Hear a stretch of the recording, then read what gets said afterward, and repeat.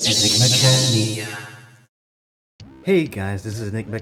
For this video in particular, I wanted to do something different. I am not in my Catboy avatar. I am live from my apartment. Well, not live, well, pre-recorded in my apartment. I want to show off some of the stuff that I've bought and collected and accumulated throughout throughout the month of December.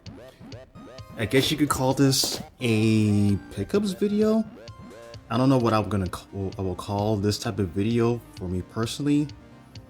I don't know. I could give it a unique name or something. I don't know. I could just call it Scoops. My Scoops. All the stuff I gathered, all the treasures, if you will, that I gathered throughout last month. As you can see, maybe a couple things you might recognize that have already been spoiled right out the gate. I mean, freaking Switch OLED over here. So there's that. I guess we could start with Switch OLED, which is already out of the box. My Switch OLED is actually in the case right here.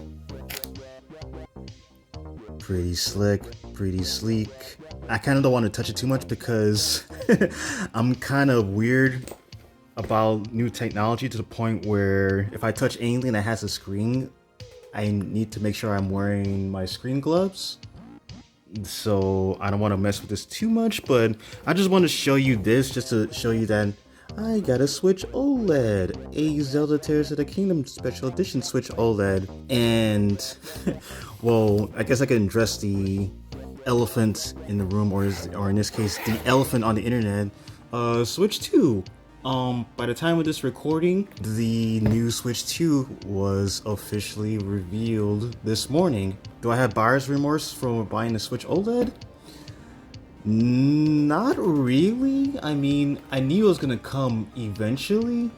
I kind of held off from getting the OLED because I knew, oh, Switch 2 is coming. But you know what? I said screw it. Because actually, the OLED over here, this is actually my third Switch console. The other two is actually hold on. The other two here's my original Switch, as you can see, and it's not out of the box. It's actually in the box right now. But I also have a Switch Mini. This is what I have. So I have three Switches now. Anyway, thought you guys might know that. Let's move on to the Switch games. First one I want to show off is Romancing Saga 2. This is the remake of the old Super Famicom game. Apparently this particular game, Romancing Saga 2, the original one, was ported to other platforms already. I know there was like an enhanced port of the Super Nintendo game, the Super Famicom game that was released on Switch, I believe, as well as PS4 and Steam. Don't quote me on that, but that's just something I'm trying to guess off the top of my head. But yeah, the remake came out not that long ago and I heard really good things about it. It's actually not a game that's commonly talked about when it comes to RPGs, at least out here in the West, but apparently this game is really damn good, and I do want to get to this eventually. It's just that it's on the back burner because I am working on other RPGs at the moment. Metaphor. Anyways, yeah, Romancing Saga 2, good shit. Speaking of Saga, here's the other one. Saga Emerald Beyond. This is actually the latest entry in the mainline Saga series. I haven't heard too many things about this game. It kind of fell under the radar when it came out. I guess it got overshadowed by other stuff. But I always thought it looked fascinating to me. I mean, the artwork looks really cool. And this is something I do eventually want to check out. It's just that it's gonna have to be in the back burner for a little while, but eventually I will get to this. The next game, still continuing the Square Enix theme here, I guess. Fantasia Neo Dimension. I think you guys already probably know this by now, but this is Hironobu Sakaguchi's original game, and I suppose the irony in this whole thing is that the original creator of Final Fantasy, who left Square decades ago, essentially came back to Square and released essentially a Final Fantasy game that's not Final Fantasy. And you know what the funny thing is? Like, from what I've saw this game, like with videos and everything, this looks more interesting than most of the recent Final Fantasies that came out. So yeah, apparently the main draw of this game is that a lot of the backgrounds and the environments were modeled after like real dioramas. Essentially, they made dioramas and then they scanned all of those environments into the game and then meshed them with 3D character models and then made an RPG out of it.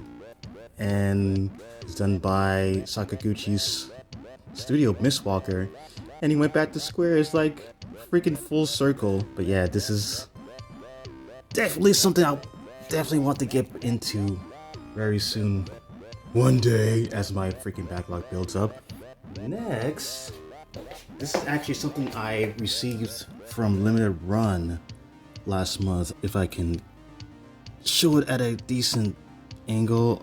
Wizardry, Proving Grounds of the Mad Overlord. I'm not super familiar with all of the Wizardry games. Yeah, this is essentially the, I guess, grandfather of the original JRPG. I mean, apparently this game was super popular back in the day, not just in the United States, because this was originally a American RPG that was created on PCs back in the day, and then it became such a cult phenomenon, not just here in the States, but also in Japan especially, that it basically inspired a wave of game designers, and basically TLDR without Wizardry, and also without Ultima 2, but in this case without Wizardry, games like Dragon Quest and a lot of the other old school like classic RPGs from back in the day probably would have been born without Wizardry. So yeah, cool stuff. The next game I got last month is Splatoon 3. I'm pretty late in the game with this. This game came out, I think, middle of last year. Like, I'm so behind on Splatoon, I don't even remember when this actually came out. Maybe it came out in 2023. I think it was 2023. Maybe earlier than that. I don't know.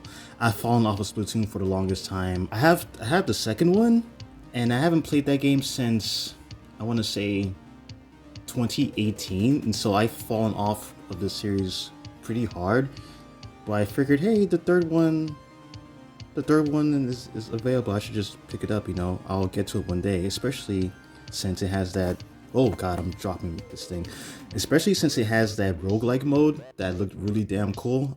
I definitely want to spend a bunch of time into that when I get to it one of these days, because, you know, backlog, The next one I want to show off is Tomba. I also got this from Limited Run. This is a remaster of a old PS1 game. I don't know exactly what happened back in the day, or some time down the line where this, because this was a first-party Sony game, like a PlayStation game, but I don't know what the hell happened. I guess the original creator got the rights to own this game independently, and I guess from there they took full ownership and decided to remaster it and release it on other platforms. I played this game back in the day a few times. It was pretty fun. I really liked the visual style, the art style, and just the overall platforming. It's pretty dope. So yeah, Tomba Special Edition. Next, actually, let me put these two together. There are two Inti Creates games. We have Card & Seal and Grim Guardians Demon Purge. Funny thing about this game in particular, for some weird reason, because this is the imported version. For some reason, the localized version, the English version, it was released as Grim Guardians, but somewhere down the line, for some strange reason, they retroactively changed the title and they called it Gal Guardians Demon Purge. I think they did that because of the Galgun characters. Is this basically, I'm guessing this is a spin-off of the Galgun series. They basically made a Castlevania style action game, but why they renamed it to Gal Guardians, I don't know. Maybe they did it for branding reasons, I don't know. But I don't know, Grim Guardian sounds like a better title. It sounds cooler. But yeah, I played this game because I have this on Steam and I wanted to get a physical copy on Switch. This is a dope Castlevania style game. Basically, it plays like... This actually plays like the Bloodstained Curse of the Moon games. This is basically a pseudo spin-off of sorts to the Curse of the Moon games, but in a 16-bit style instead of an 8-bit style, and it's pretty damn cool. And then the other Inti Creates game is Card and Seal. This is basically Battle Network, Mega Man Battle Network. It's kind of like a hybrid between a Battle Network style game, like you collect a bunch of cards, or character cards, and I believe it's a roguelike. Yeah, it's a roguelike. It has a bunch of Inti Create characters in here crossing over. Oh, and another thing, actually, no. Another thing about this game, it actually includes another game alongside it. I forgot what it was called. My Japanese I can't read the katakana. Spirit Machine Freyland? I think that's what the game is called. I'm trying to read the katakana on this thing, but Freyland? I think that's what it's called. It's basically, I don't know what type of game this is. I didn't do enough research, but basically this is a 2-in-1 package, crazily enough, and I got this for pretty cheap too, so it was well worth it. And then the last Switch game I picked up last month is Valkyria Chronicles 1. This is the remastered version that I released not that long ago, because I know Valkyria Chronicles 4 came out many years ago, and then they did a physical on that one, and they also eventually did a physical of the first game. I remember playing this on PS3 back in the day, and it was pretty dope. It was pretty cool for what it was. It's basically a real-time strategy, third-person shooter, hybrid-style game with a really cool art style too. It's just unfortunate I didn't spend enough time with the original version on PS3, but eventually, when I get down to it, I'll get back to this cool little Sega gem one day. Into the backlog you go. And now we are getting into videos, DVDs, and Blu-rays. Also, speaking of Sega, there's an anime that came out many years back that's very Sega themed. It's called Sega Hard Girls. It's basically an anime with Gajinka, and I guess in this case, anime girl versions of Sega consoles from back in the day. I don't know too much. I don't really know much about this anime. I kind of went into this blind, but I just only heard of it. But yeah, I was waiting to see where I could actually like get this show, like if I can get it, like I guess secondhand or through a bootleg. But out of the blue, I was just randomly searching on Amazon, and they actually have an official discotheque release. I was like, oh hell yeah! I am definitely gonna give this a watch pretty soon. Again, I don't know much about this show other than the fact that they're basically anime girls who are Sega consoles, based off of Sega consoles, I should say. Yeah, it should be fun going into this blind. And then 2 other DVD box sets I picked up last year are Super Sentai DVDs. Actually, 2 of them. This is 5-Man. This is one of the original Super Sentai seasons before Mighty Morphin Power Rangers that came out in 1990.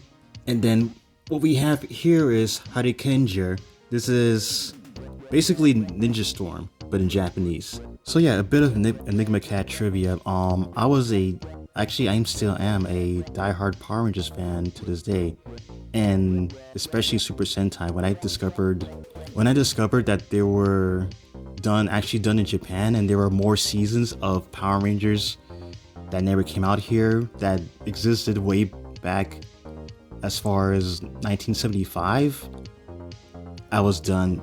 I became obsessed. I mean, I've fallen off a little bit off and on here and there, but I actually have more box sets from Shout Factory, from other Super Sentai seasons that I want to collect. I'm gonna try and see if I could get them all as much as I can, because I don't know if these things are gonna be rare pretty soon, but it would be nice to have all of them. So yeah, 5-man Hurricane. One's from the early 90s, this one's from the early 2000s. I really hope they do more of these, I really do. The next thing I picked up is actually a manga, an X-Men manga. This is based off of the 90s Ghibli era comic books and the TV show from way back in the early 90s. I mean, freaking look at that, dude. That's freaking sick. I think that's Xavier. Yeah. If I could get a good viewing image of that. Yeah, look at this, dude. This is really sick. I just want to say, I am so busy doing other things, working, trying to focus on playing my games and stuff. I don't read enough manga now. And I barely have to give myself, I barely allow myself time to just sit down and just read a manga. One of these days, I'm just gonna tell myself, stop what you're doing, read X-Men, the manga. God damn it. This shit looks so sick. I'm so glad I got this. This is volume 1 too, which means I need to get volume 2. Next up is kind of going back to the Sega theme. I picked up an 8-bit Do Sega Saturn themed mechanical keyboard. Apparently, this particular keyboard right here was released in limited quantities. I don't even know if it's sold out right now or not, but my friend told me about this keyboard because I actually own other 8-bit Do keyboards. Right now on my PC, I'm using the NES themed one, and I also have a like old OG Famicom themed one as well. But then I heard about the Sega Saturn one and I needed to get it immediately, especially because apparently it was Sega Saturn's 30th anniversary. Oh yeah, it was Sega Saturn's 30th anniversary, and so they made a mechanical keyboard based off the Saturn, and I believe they made a very small amount of these. So they're probably all sold out now and probably fetching an extremely high price, which is unfortunate. This is like a Saturn's fan's keyboard. I'm so glad I picked this up. This is dope. And last but not least, my final pickup, my final scoop that I got last month, which I'm pretty much hiding under this Switch OLED box on purpose, because if I show the logo, it would have been an absolute dead giveaway of what this actually is. But I am going to show you exactly what that is right now. Yeah, boy. That's right, it's this freaking Steam Deck. And not just a Steam Deck, it is the Steam Deck OLED. Look how clean that shit looks, dude. This is dope. I would turn it, actually, yeah, let me turn this on. Give me 1 second. Remember when I said I didn't like touching new electronics with my bare hands because I don't want to mess up the screen? Yeah, it's even more so with this. Like, let me turn this on real quick so I can show you in person, live, how glorious this is. Is it powering on? Yeah, it's powering on. There's the boot. Yeah, it became freaking OCD to the point where I don't touch any like premium technology related anything, handheld games included, unless I'm wearing some type of gloves. So basically I'm wearing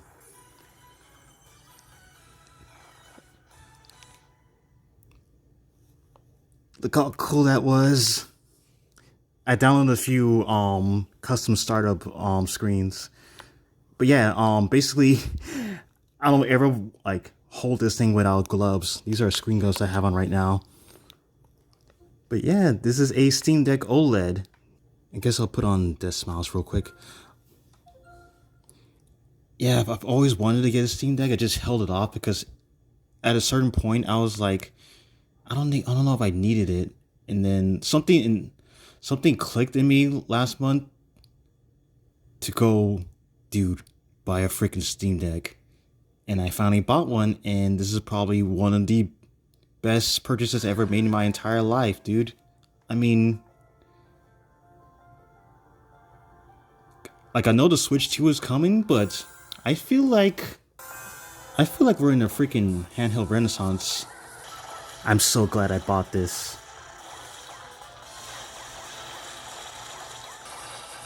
Basically, this is perfect for smaller scale games like shoot 'em ups, roguelikes, lower graphic games, etc., etc. Hell, I can even play a lot of my RPGs on here, like Metaphor, for example. So yeah, that's the Steam Deck. SCOOPS! Alright guys, that is it for the video. I really wanted this video to be unscripted. That way it can have a more organic and natural flow to it, you know? Just being, being chilled and laid back and just enjoying the hobby. I'm actually planning on doing another one of these videos next month, so yeah, stay tuned. I actually had a really good time putting this together. It was fun. I'm really looking forward to doing more of these videos in the future. So guys, yeah, if there's anything you guys gotten over the past month, leave a comment below and we can have a chit chat. Alright guys, thanks for watching.